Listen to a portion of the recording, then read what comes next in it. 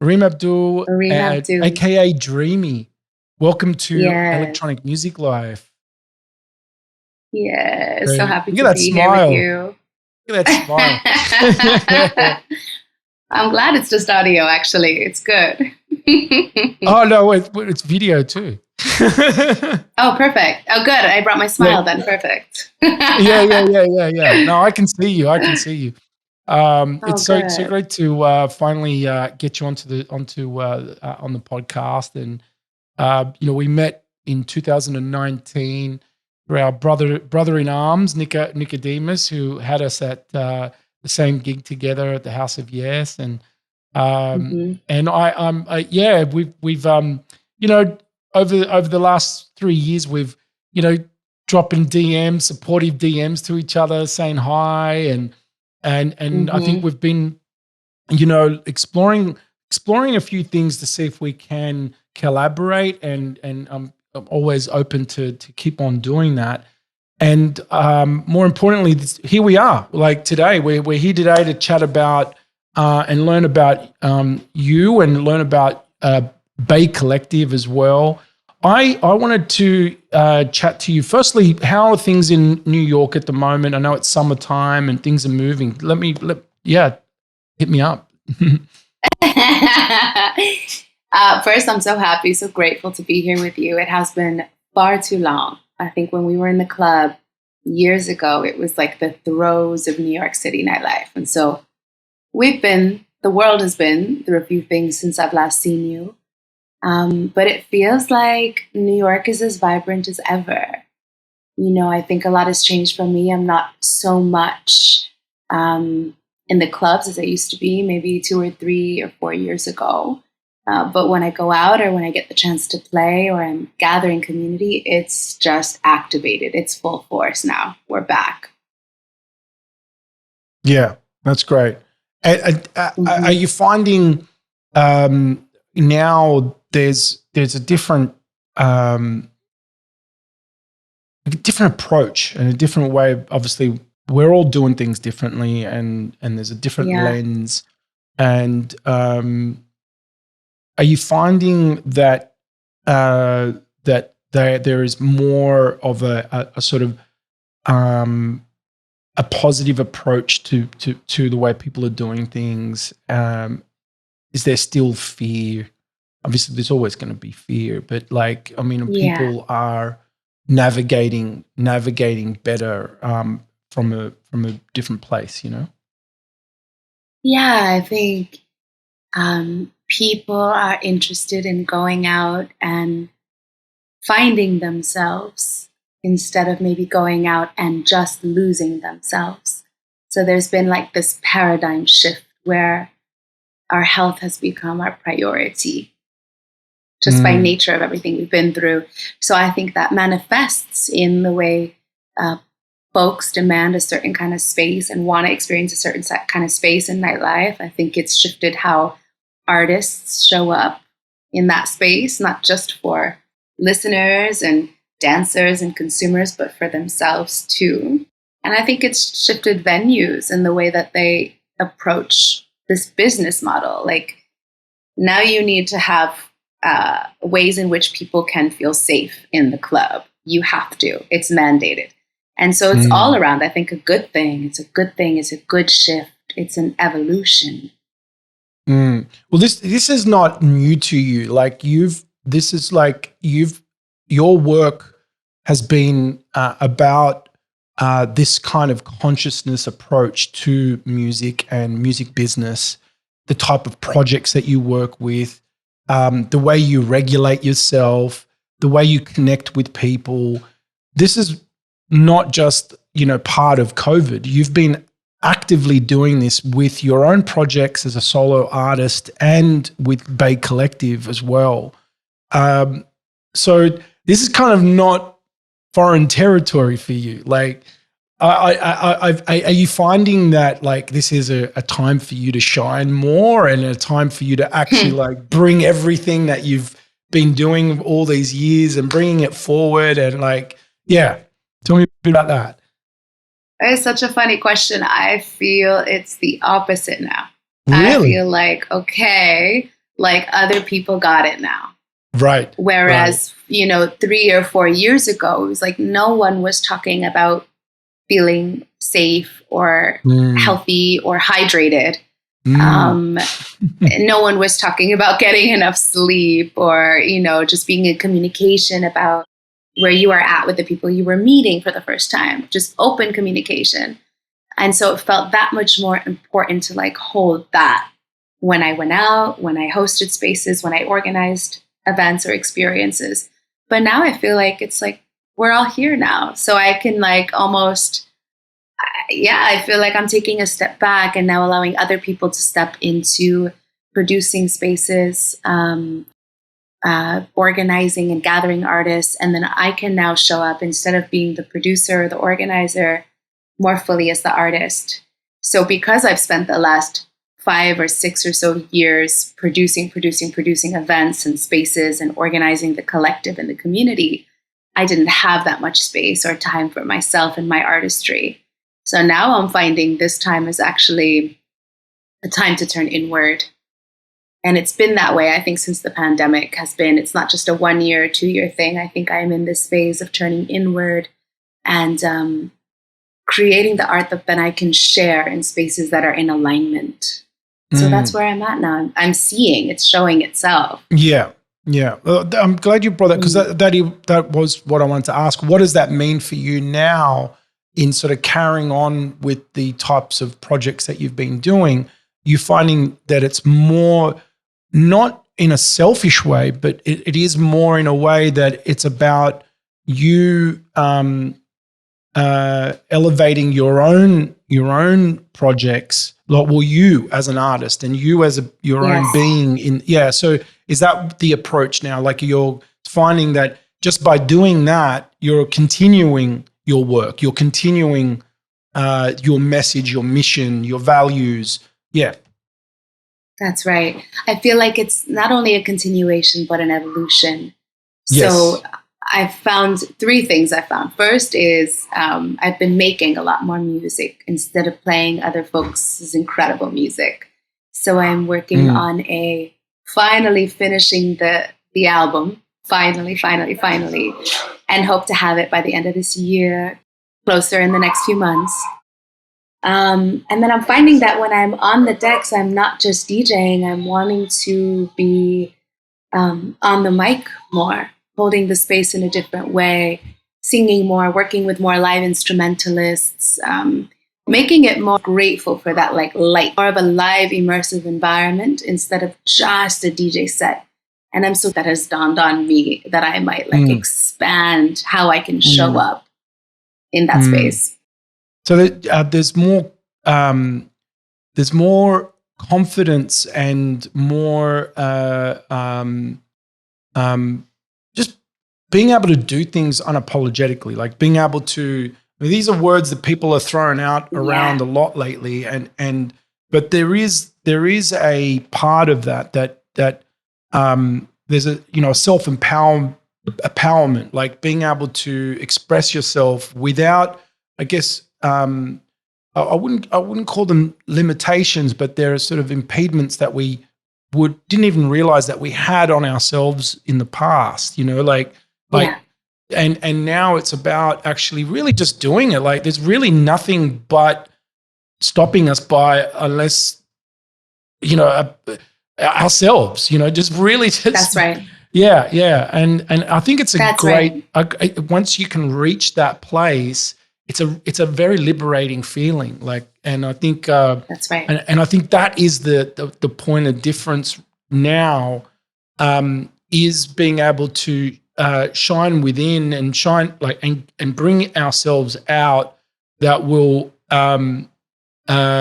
That in itself is actually I think reaching a point where you can identify that it's not a selfish thing. That being able to kind of look after yourself, because I think that's maybe an old paradigm that we've had before, that doing these sort of things because, well, I guess we were conditioned or taught not to do that, like at a young age, like speaking That's up, right. being heard, all these sort of things. And it's okay to do that. Like it's okay to, yeah.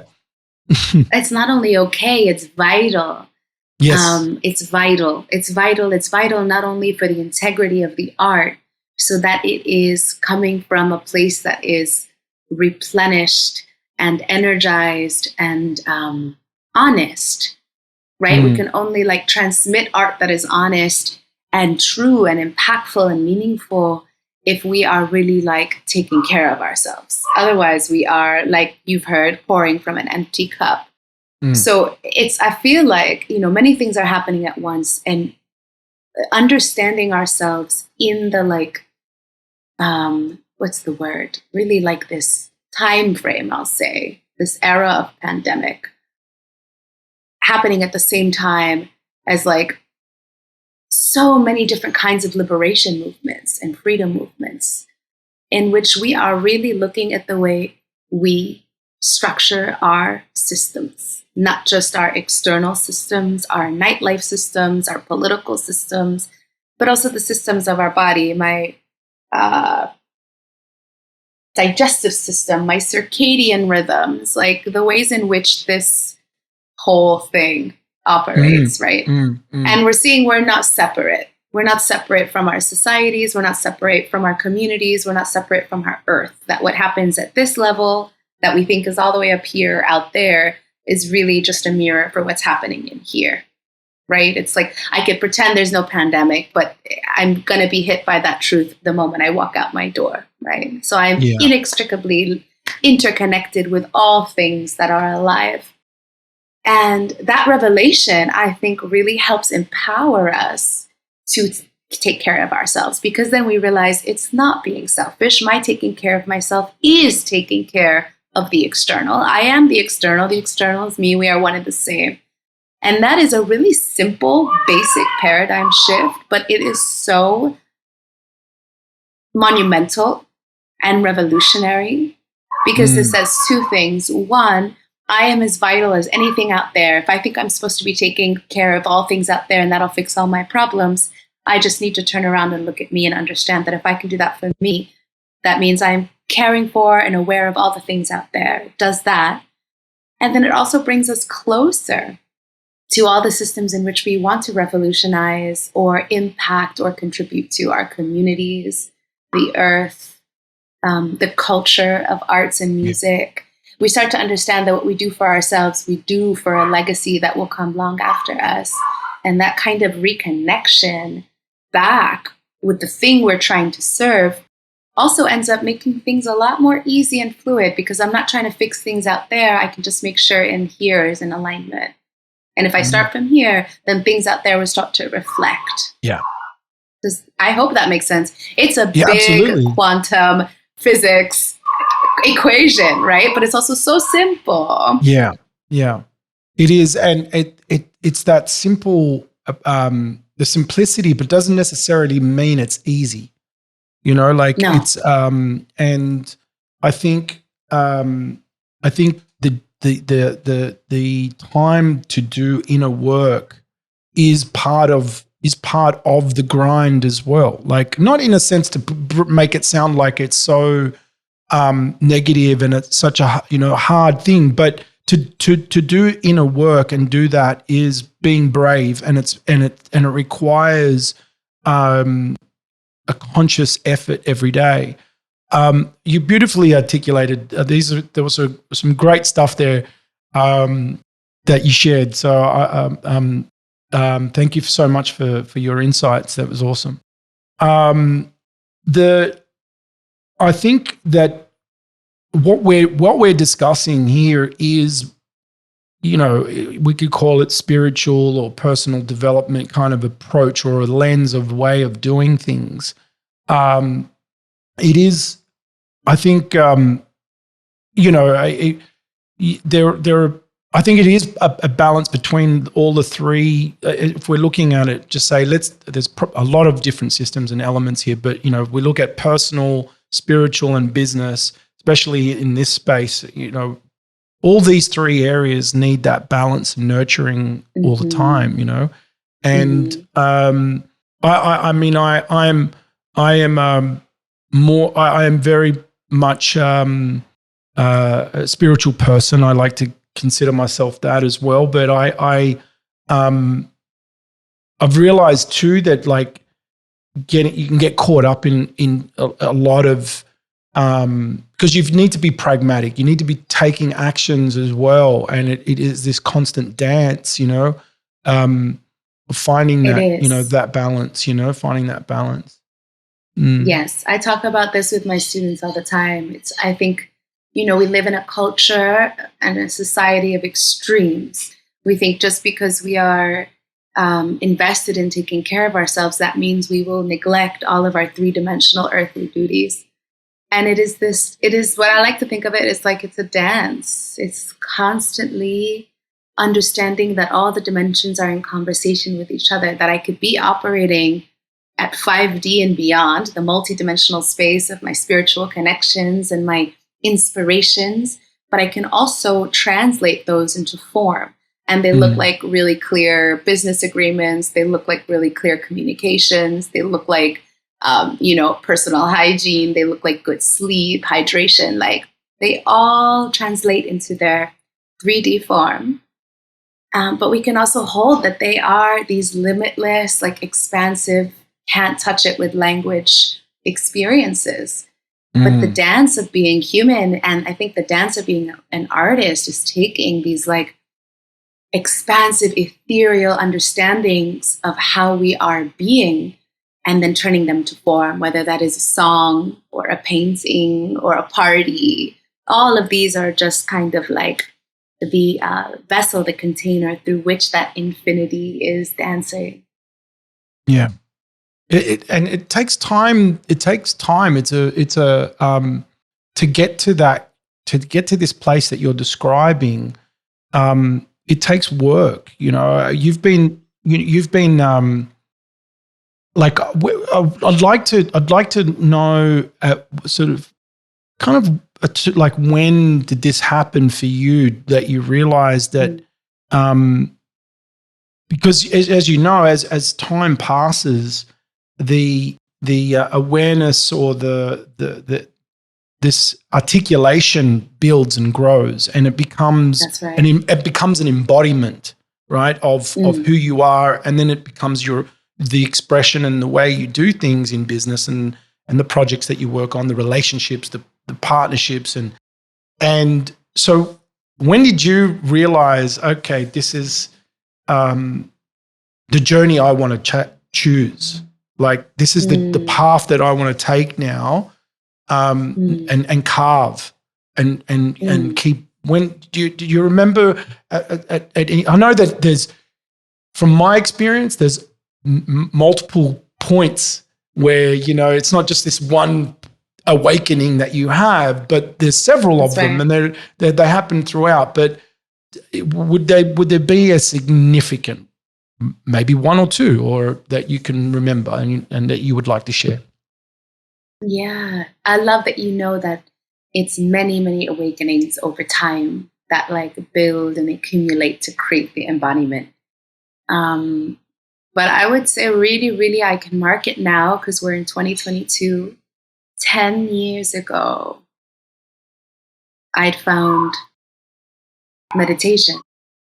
And meditation was a technology that no other technologies can hold a candle to, is a technology that no other technologies hold a candle to.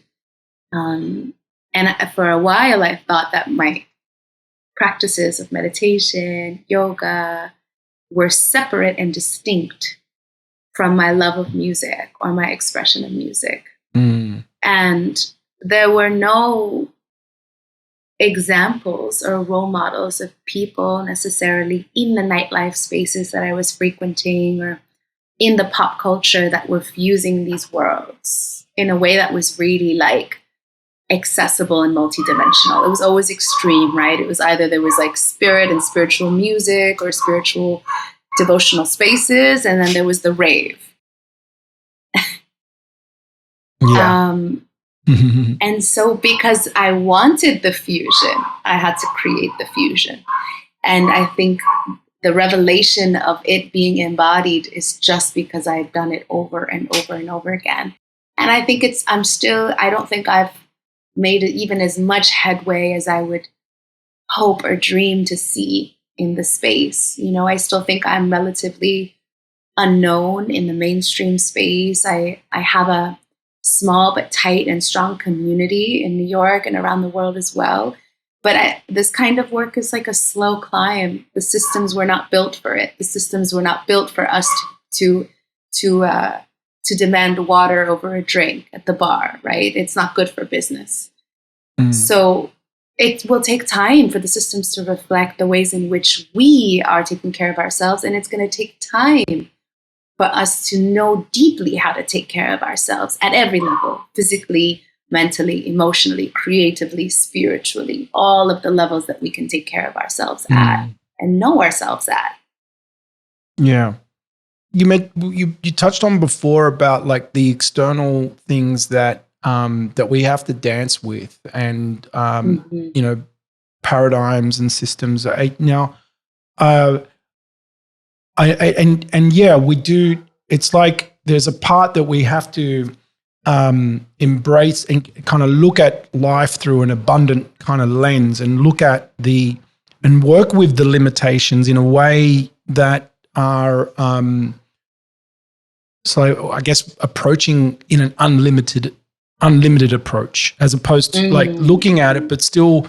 And I'd like to sort of touch on, because you are an Egyptian your heritage is Egyptian, so an Arab woman of color, and so I wanted to acknowledge that, but also for you to share that, sort of navigating through the music industry and navigating through your and developing your work.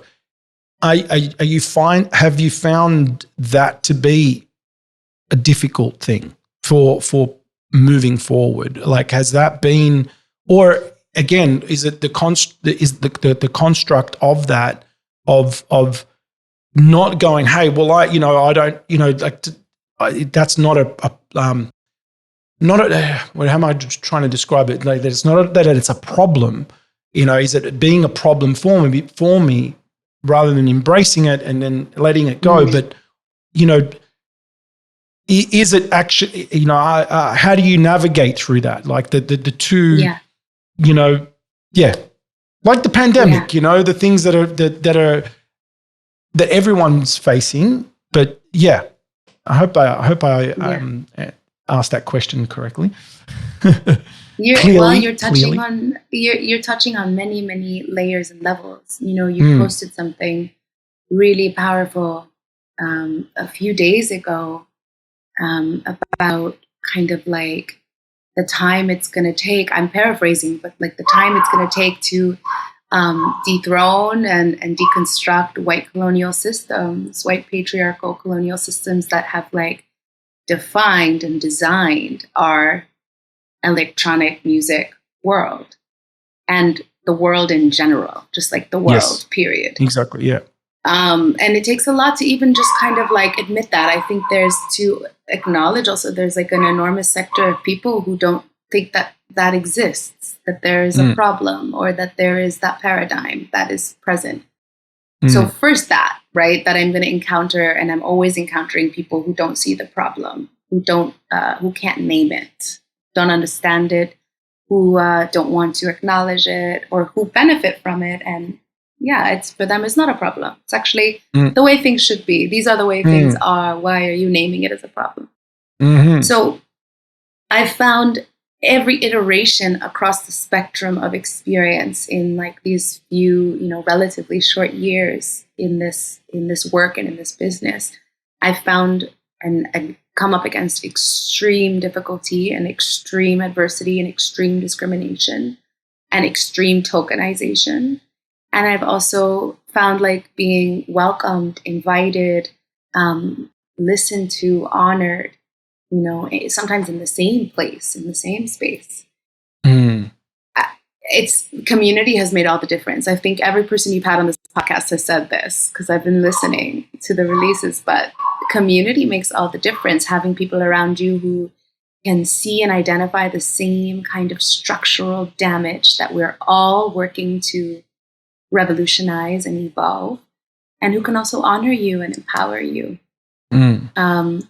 People who can make you see that the limitations are both real, they do exist out there, and also that they are self-imposed, and that can happen in the same breath.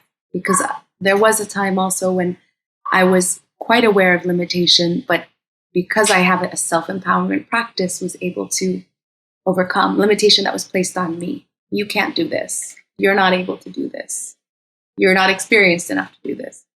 Instead of me telling it to me, it was other folks telling it to me. Right? But there have also been times when it's been me telling it to me. So learning to distinguish, like, what is me? Am I approaching this with a sense of limitation, a sense of disability, a sense of like that I have the lack of capacity, like I don't have the capacity? Is that me? Is that my work? Or am I truly operating inside systems that are designed to incapacitate me and disable me? And I think particularly for artists of color, that is a question we have to be asking all the time, because those systems are very real and those limitations are very real. So it's like very multi-layered and not so easy to say black and white, it's this or this, because often we are also, with our self-imposed limitations, creating the realities around us, right? We stop ourselves from going after opportunities or communicating with certain folks or making certain releases because of whatever ideas we have about ourselves and our artistry. So it's this constant, there's a word for it, but it's kind of like, this constant EQing. Yeah. This constant equalizing, this constant checking in. What is what? What is imagined? What is real? What is mine? What is not mine? What was there from before me? And then working with that, dancing with that in the ways that feel empowering. No, I loved your answer. I think it's a great way to look at it. I think this is the part where I feel the limitations are actually part of the system. Like, those limitations are part of the traumas, and they vary. Look, we all have to, no matter what situation or economic class that you're born into, the color of your skin, it varies. Everyone's grind is there. Like, there's challenges for everyone, but it's acknowledging that these traumas.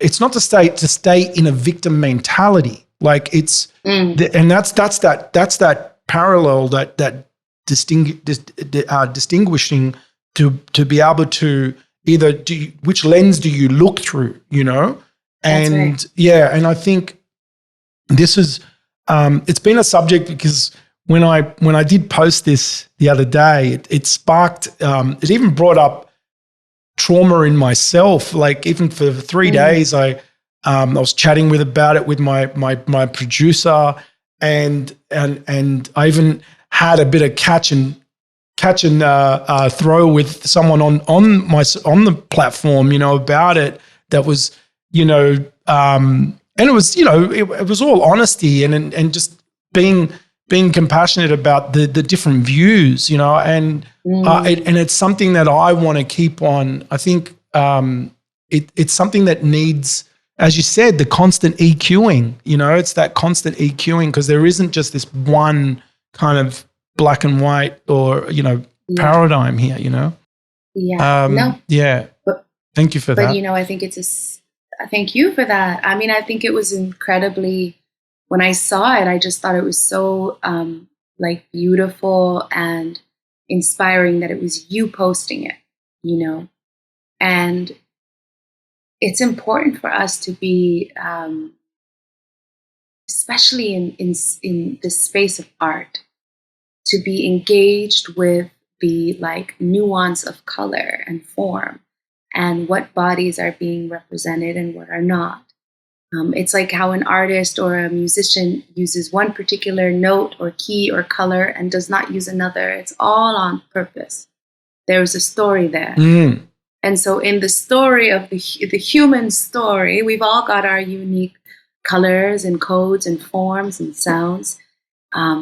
And they all have different impacts and ripple effects, all unique alchemies based on all the unique stories and versions of stories. But when your particular body and your particular platform and your particular power, name that and acknowledge that these are systems that exist and that it's going to take this amount of time to deconstruct the systems, you in some way like accelerate that time. Because you are an embodiment in some way, shape, or form of that system, right? You benefit in some way, shape, or form of these systems. Not that you want to or you've asked to, but that's the reality. So when you invite someone like me or Natasha or Rashida, these are legends in their own right. But when you make space on your platform and say your perspective matters, you're undoing centuries of trauma when white men said your perspective does not matter. And only our music and our ways of playing this music are going to be heard. And it's like a very particular trauma with a very particular historical story. Like it's not opinion. It's not subjective. These are factual histories. And so when you create new stories, you transmute those histories. You alchemize them into something new for the future generations of producers and podcast makers and artists and community organizers. When you do that, that's what happens. So thank you. Yeah, thanks. That's a great another way to look at it. It's been part of my history even from a teenager. I just like listening to hip hop as a young kid and this music and this culture has been it's part of my like life. Like it's taught me so much, and it's made me aware of different ways of looking and appreciating people, and and I'll be honest, like coming back to producing like something like this has brought me to back to like my youth.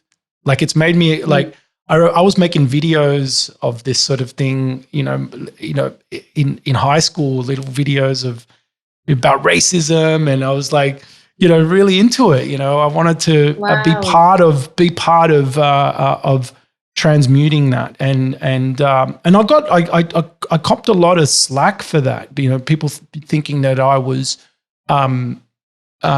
doing it because it was trendy and cool, and now people say the same thing. You're doing it because it's trendy and cool. It's back to being in fashion, talking about it. Yeah. Absolutely. Yeah, absolutely. But things have changed. I think things have changed now. Like we're not just talking about it. Like really, that's why it's such an amazing time. The pandemic plus these liberation movements happening in tandem. It's like we are really ready to throw off limitations, both self-imposed and imposed on us. We didn't ask for them. Finally ready to unclothe ourselves from them and create from a pure place, connect from a pure place, live from a pure place, really live in a way that is embodied and empowered and healthy in all the ways you can be healthy, in all the ways our society can be healthy. And I think that what you're doing, particularly this format, is so vital, especially for the music space. Before I was ever DJing or producing or anything really in the music world, I was working in the podcast world. I was a journalist in university. And then one of my first jobs out of university was at NPR. I was working on podcasting, all kinds of podcasts. But they lacked kind of like the flavor and the vitality of what nightlife gave me. So to be back with you too is it's like a full circle. Oh, I'm glad to I'd be doing it. I don't know fully. I have like a vision of where I want to take this, and it is something that I chip away every day. It's something that it makes me jump out of the bed in the morning. So that's good enough for me right now. That's it. That's all we need. That's it. Yeah. I mean, I do. Yeah, I do get overwhelmed sometimes, or where I would like think about the many tasks and the things that it's just like, just all right, what can I do today? 3, 4, 5 steps that gonna take it and bring out the message and see where it goes. It's never this. What we were just talking about, it's not linear. This is what I wanted to mention. This. That's right. It's an ongoing thing, and I think that's part of what we spoke about in the earlier part of the interview today. The inner work. This is the same kind of approach, right? It's like an ongoing thing. And I love the EQing thing. I love that. So it's so referent, like to music as well. It's perfect. It never stops. Yeah. You never stop. You're always EQing. I think particularly with DJing, it's this constant deep listening, on so many levels, not just kind of the highs, the mid, the lows, but you're listening to the energy in the space. You're listening to your own inner kind of vibration, what wants to come through next. You're listening to, it never stops. You are in a constant state of listening. And that skill that DJing's given me, I've been able to now bring it to, and like, it's not bringing, I see it myself, I brought it to DJing, and then DJing brought it right back to me, which is like a really deep listening of what's being asked for in the moment. And if your body, your mind, your spirit is asking for podcasts, then that's what it is. Yeah. That's your medicine. That's your offering right now. That's the way you move the culture forward. That's the way you move the music forward in this way. It's powerful. Yeah. It's, I had to make a lot of changes over the last year and a half, and like all of us, adapting and making a lot of changes. And what I'm doing is basically a reflection of what I think I'm just like bringing out what is coming through me, like that. Yes. This is the new cards that are being dealt, so. And it's part of that process of okay, what can I do now to contribute? What can I do more to my body of work? What is the next part? What's the next chapter? You know? Yeah. And that is such an abundant perspective. And it's not coming through like, what do I need to do more because I have to do more, but like, I get to do more, and more is coming through me because I'm listening to what's already coming and wanting to come through me. Once it's like, it's like you break the seal of your channel. Like whatever wants to come through, you let that through, and then more and more starts to come. You've opened up the space for there to be an honest dialogue with yourself and your reality, the world around you. And so you're not always like, what do people expect me to do? Or what am I supposed to be doing now? Or what is the next logical step in my career? But like really in a place of what wants to come through. And that is always going to feel infinitely more abundant and scary infinitely too. More generative. Oh my God, infinitely more scary. I mean, like you really, like I said, you then operate from a place of like integrity and alignment instead of trying to do the things you're supposed to do, or the roadmap some artist before has laid out for you. You then really stand tall and empowered in your legacy and your artistry because you've completely now shut out expectations of others and are tuned into primarily your needs and desires. And that, for all of us to be in that place, what that could do for the culture, what that can do for our collective healing is infinite. Yeah. It's infinite. Yeah, and with what you were saying before as well, like this whole it is about like you in applying it even into business. It's like it's pivoting and repairing. You know, you're always like using that term of like even with yourself. You're like, I tried not to say things are certain, like, or keeping it in that. If I'll never, you know, I'll say things that will come through that are true to me in this moment or true now, but it doesn't necessarily mean that, like, I won't say that I'm right, like, if that makes sense. Like, it's like just by saying that it's a and if I don't know, like, it's not that I'm wrong, but I'm here to learn. Like, I'm here to like shift again, you know? That's right. Yeah. This dance is really this dance. It's really like, I love to think of it like being on a really good dance floor, you know, like one of your dance floors or like a Nickodemus dance floor. There's no, you know, thought. It is pure movement with the forces of life that are present in every note. And you know, Nico, he'll like switch it up, you know, he'll have a quick switch and it still flows.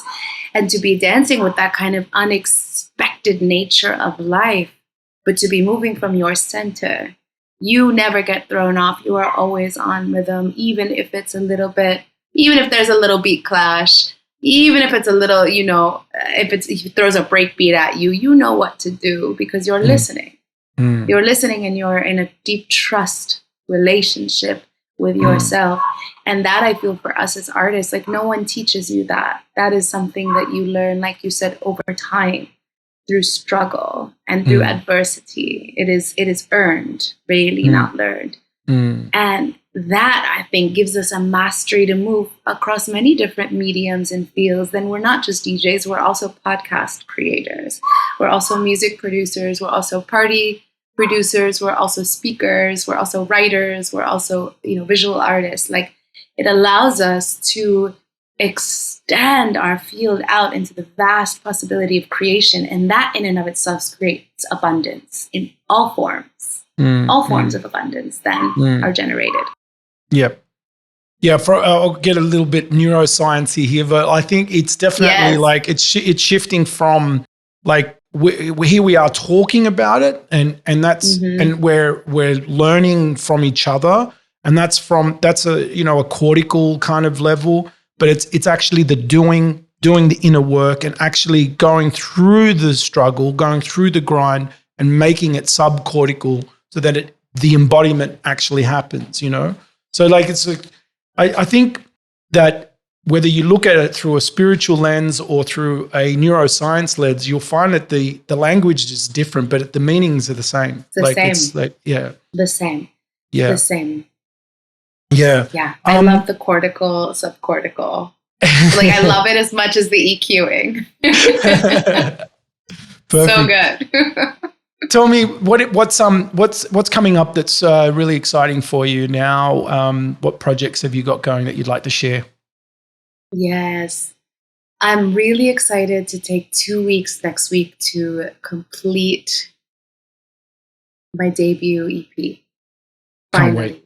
I've carved out that time, and it's unlike anything I've ever let myself create before. So I'm really excited to just be in that space.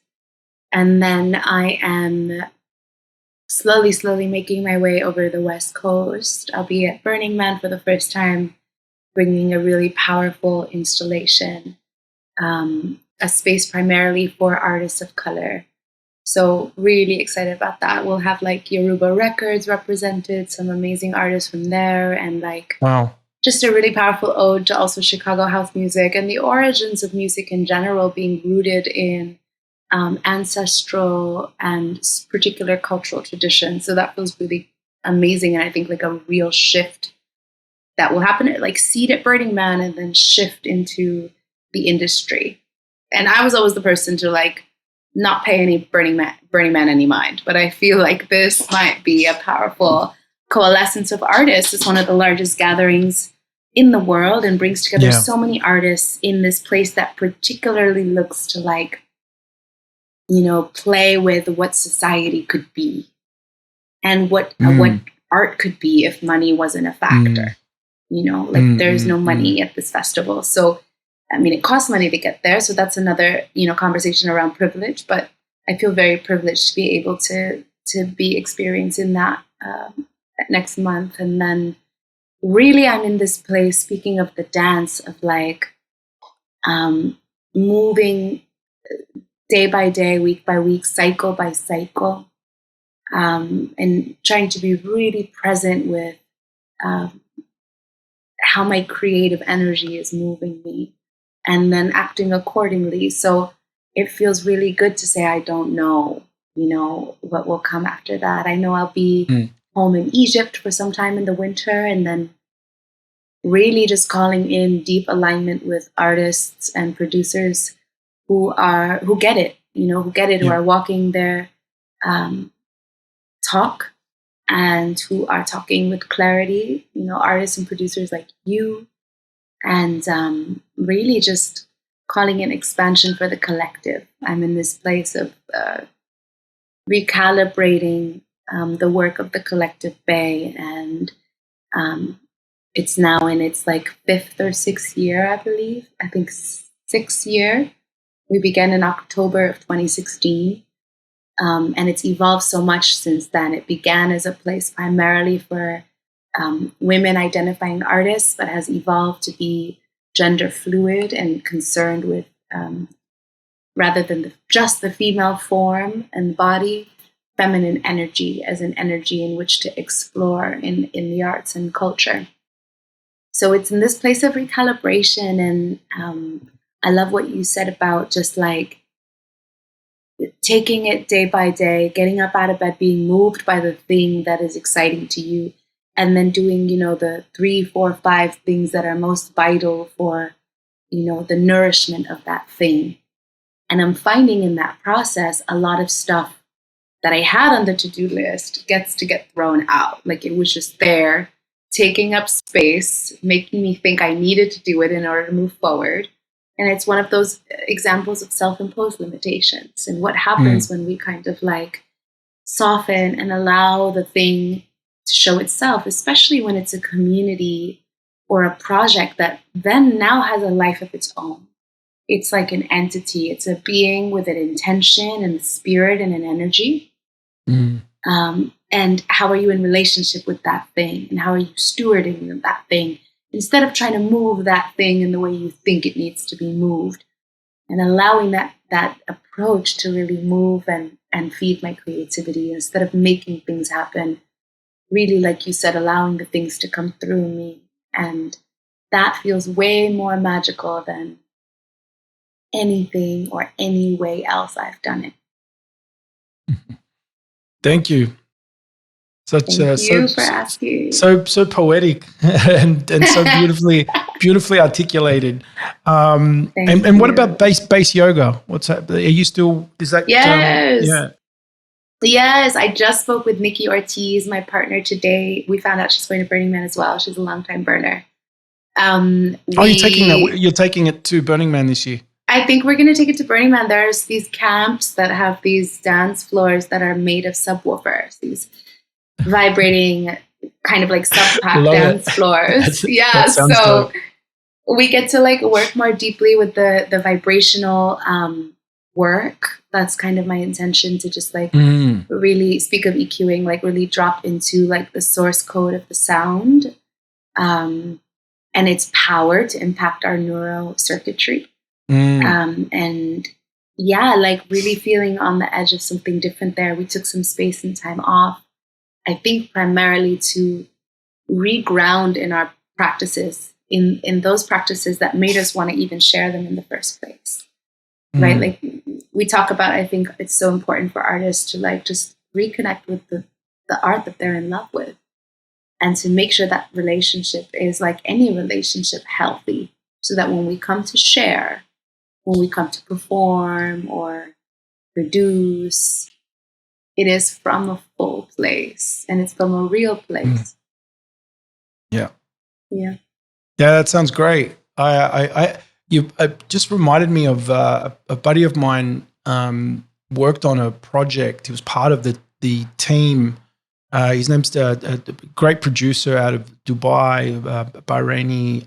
Well, actually, Saudi American guy, based who grew up in Bahrain, and his name's Tariq Omar, and he was working with Nicholas Jar out at the Sharjah Art Foundation, and they were working on an installation that was like just speakers out in the sand, you know, and they were creating all these vibrations and sounds in the sand. Wow. Yeah, this sounds cool. It just reminded me of this project. But look, Remy, it's been absolutely amazing to chat with you. Like, finally, like, to get together and have a chat and to put it onto this podcast is just awesome. I think this is what it's been leading up to. It's been waiting to get to this point so we can actually have a chat that we can share and bring out to the world as well and record it. So it was really, really lovely chatting with you. So grateful, James. So grateful for all you're doing, and knowing this is just the beginning. We've got a lot more to dive in about. Yeah, absolutely. Thank you, Reem. Thank you so much, James. I can't wait to see you on a dance floor soon and play with you again. For real.